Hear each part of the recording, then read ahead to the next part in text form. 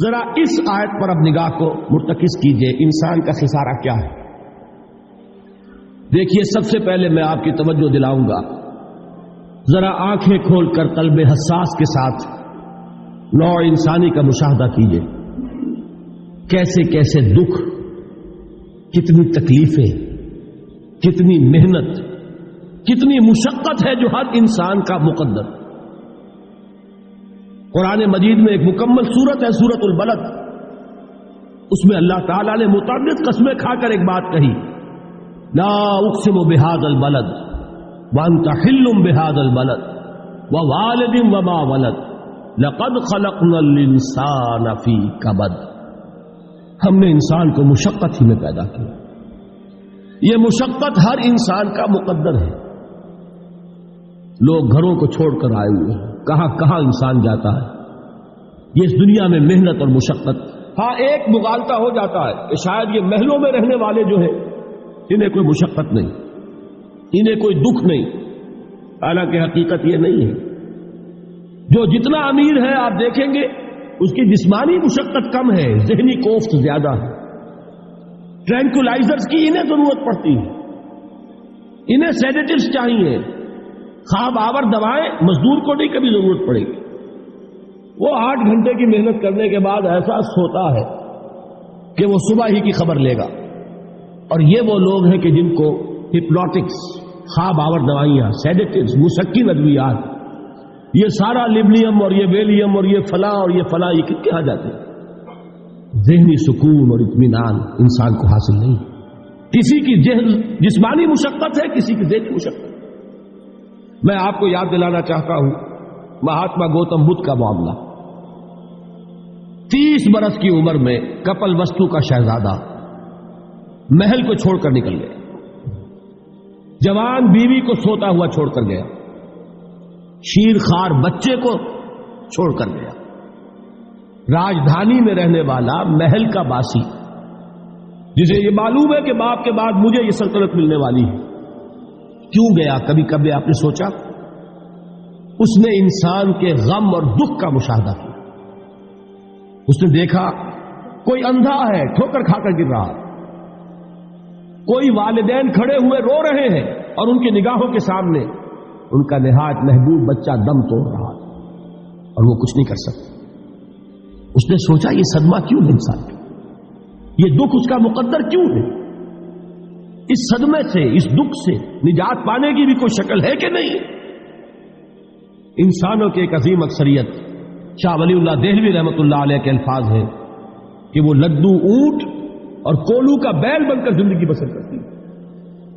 جو 8 گھنٹے تک اینٹیں ڈھو رہا ہو، اس شخص کا تصور کیجیے، وہ واقعی انسان ہے یا حیوان بن گیا ہے؟ اور 8 گھنٹے کی اس محنت کے بعد بھی ہو سکتا ہے کہ 2 وقت کی روٹی اسے پوری نہ ملے، اور یہ تو ہو سکتا ہے، نہیں ہوتا ہے کہ اگر بچہ بیمار پڑ گیا ہے تو شاید کوئی برتن بیچے بغیر اس کی دوا کا سامان نہ کر سکے۔ ایسا شخص کتنے بوجھوں تلا دبا ہوا ہے، کتنی مشقت کے اندر پسا ہوا ہے۔ لدو اونٹ اور کولو کا بیل، انسانوں کی عظیم اکثریت کی سطح پر زندگی بسر کرتی ہے، لیکن آپ کو معلوم ہے کہ کولو کے بیل کے لیے مشقت ہی مشقت ہے، اس کے احساسات یہ نہیں ہیں جو کہ ان سے انسان کو جو صدمہ پہنچتا ہے۔ ایک بیل کو اس سے کوئی غرض نہیں کہ اس کا کوئی بچہ بھی تھا کہ نہیں تھا، اس کو کوئی بخار ہوا ہے یا کیا ہوا ہے، اس صدمے سے وہ بیل بچا ہوا ہے۔ گھوڑے کو کوئی پتا نہیں کہ میرا بھی کوئی اولاد میری ہے یا نہیں ہے، اور مجھے اس کا کوئی صدمہ ہے یا دکھ ہے، کوئی پتا نہیں۔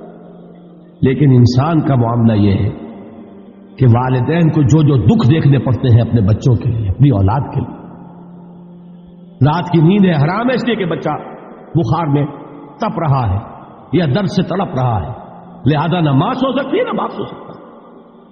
میں نے ایک موقع پر دیکھا، لاہور میں کیروسین آئل، اس زمانے میں ابھی سوئی گیس نہیں آئی تھی، اور اکثر و بیشتر جو ہے یہی مٹی کا تیل جو ہے ایندھن کے طور پر استعمال ہوتا تھا، اس کی شارٹیج ہو گئی تھی، تو کئی فرلانگ لمبی قطاریں لگتی تھی ان دکانوں کے باہر، ڈپو کے باہر، اور ایسے ایسے منظر بھی کہ ایک خاتون برقع پوش، ایک گود میں بچے کو لیے ہوئے، ایک کی انگلی پکڑے ہوئے، بوتل ہاتھ میں لیے ہوئے تیل کے لیے، اور کئی گھنٹے کھڑی ہے دکان۔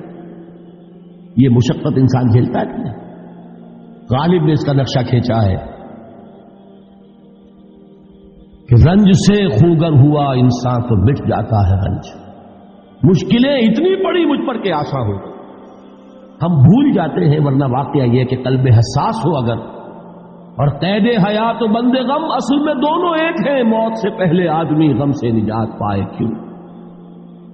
اچھا یہ تو ہوا لقد خلقنا الانسان فی کبد.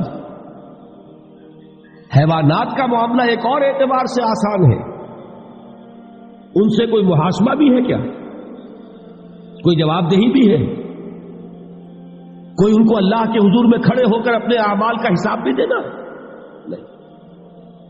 انسان کی یہ ٹریجڈی ہے، یہ المیہ ہے انسان. اس کو بھی قرآن مجید کی ایک سورت میں قسمیں کھا کر اذا السماء انشقت، اس کے بعد کیا فرمایا؟ یا ایھا الانسان انک کادح الی ربک کدحا فملاقیہ. اے انسان، تیرا المیہ، تیری ٹریجڈی اس سے کہیں بڑھ کر ہے. تجھے صدمے پر صدمے جھیلتے ہوئے، مشقت پر مشقت برداشت کرتے ہوئے ایک روز اپنے رب کے حضور میں بھی کھڑا ہوگا، جواب دہی بھی کرنی. اس دن کے حساب سے، اس دن کے احساس سے جو بڑے بڑے ہماری امت کے عظیم جو گلے سرسبد ہیں، ان کا یہ حال آپ نے پڑھا ہوگا. حضرت ابوبکر صدیق رضی اللہ تعالیٰ عنہ وہ ایک عجیب کیف کے عالم میں فرمایا کرتے تھے، کاش میں درختوں پر چہچہاتی ہوئی چڑیا ہوتا جس سے حساب کتاب نہیں ہوگا. کاش کہ میں گھاس کا تنکا ہوتا جو آج ہے اور کل آگ میں جلا دیا جاتا، ختم ہو جاتا، اس سے محاسبہ کوئی نہیں. وہ جس کے احساس سے کہ حضرت عمر جو ہے اپنے انتقال کے وقت سخت بے چین تھے. ان کے بیٹے حضرت عبداللہ ابن عمر رضی اللہ تعالیٰ عنہما نے ان کا سر جو ہے وہ اپنے زانوں پر رکھ لیا تو کہا نیچے ڈال دو. ایک عجیب بے کلی اور بے چینی. انہوں نے کہا ابا جان آپ کیوں پریشان ہیں؟ آپ تو عشرہ مبشرہ میں سے ہیں، آپ کو تو اللہ تعالیٰ نے جنت کی بشارت حضور کے ذریعے سے اس دنیا میں دی. حضرت عمر فرماتے ہیں کہ خدا کی قسم اگر قیامت کے دن عمر برابر سرابر پر چھوٹ گیا تو بہت بڑی کامیابی تصور. یہ احساس جن کو ہوتا. حضرت علی کا حال کیا ہوتا ہے؟ ابھی جو آپ نے حافظ صاحب سے سنا، یہ حضرت علی کا معاملہ ہے کہ ایک تیر پیوست ہو گیا تھا، کسی طرح نکل نہیں رہا تھا. حضرت علی نے فرمایا کہ اچھا چھوڑو مجھے، میں نماز کی نیت باندھتا ہوں. نماز کی نیت پڑھتے تھے تو لرزتے تھے، کانپتے تھے. کس کے سامنے کھڑا ہوں اور کس کے سامنے مجھے ایک دن جواب دہی کے لیے کھڑا ہونا ہوگا. لن تزولا قدم ابن آدم، حضور نے خبر دی ہے ابن آدم کے قدم ہل نہیں سکیں گے. جیسے مجرم کھڑا ہوتا ہے کٹہرے کے اندر، اس کٹہرے میں سے ہل نہیں سکو گے حتی یسأل عن خمس، جب تک کہ 5 چیزوں کا حساب نہ لے لیا جائے. وہ 5 چیزیں کیا ہے؟ کان کھول کر سنیے. عن عمرہ فیما افناہ، عمر کا حساب دو. یہ 80 برس اور 70 برس ہم نے تمہیں دنیا میں دیے، کہاں ضائع کیے؟ وعن شبابہ فیما ابلاہ، اور خاص طور پر جوانی کا دور، امنگوں کے دن، ولولے ہوتے ہیں، قوت ہوتی ہے، توانائی ہوتی ہے، آدمی چلتے ہوئے زمین پر پاؤں مارتا ہے، قوت جو ہے وہ اپنا اظہار چاہتی ہے. یہ جوانی کہاں گلائی؟ حساب دو، ایک ایک لمحے کا حساب دو. وہاں مالہ من این اکتسبہ وفیما انفقہ، ایک ایک پائی کا حساب دو. مال کا کہاں سے کمایا تھا، حلال سے کہ حرام سے، اور کہاں خرچ کیا تھا، گل چھروں میں، عیاشیوں میں، یا نیکی کے کاموں میں، ادائے حقوق اللہ کے دین کے لیے. 4 سوال ہو گئے. 2 زندگی کے بارے میں، ایک زندگی پوری بحیثیت مجموعی کہاں کس کام میں لگائی، اور خاص طور پر شباب کا دور کہاں لگایا. 2 سوال مال کے بارے میں، کمایا کہاں سے، حلال سے کہ حرام سے، جائز سے کہ ناجائز سے، خرچ کہاں کیا. اور آخری سوال وعما عمل فیما علم، جو علم حاصل کیا تھا اس میں عمل کتنا کیا. علم کے انبار لگاتے چلے گئے اور عمل کے آغاز کی بھی نوبت نہ آئی. یہ علم جو ہے یہ اس روز سب سے بڑا وبال بن جائے گا. اتنا علم اور عمل کچھ نہیں، بجائے کہ کریڈٹ کا ذریعہ بنے یہ الٹا ڈیبٹ کا کھاتا بن جائے. یہ جواب دہی کا احساس ہے کہ جس کی وجہ سے انسان کی ٹریجڈی جو ہے وہ دوہری ہے. کوئی حیوان اتنے بوجھ تلے نہیں. مشقت کی، محنت کی، اس زندگی میں ختم ہوئے، اس کے بعد کوئی محاسبہ نہیں. اس کو بھی غالب نے خوب کہا ہے کہ اب تو گھبرا کے یہ کہتے ہیں کہ مر جائیں گے، اور مر کے بھی چین نہ پایا تو کدھر جائے. یہ ہے وہ ہیومن ٹریجڈی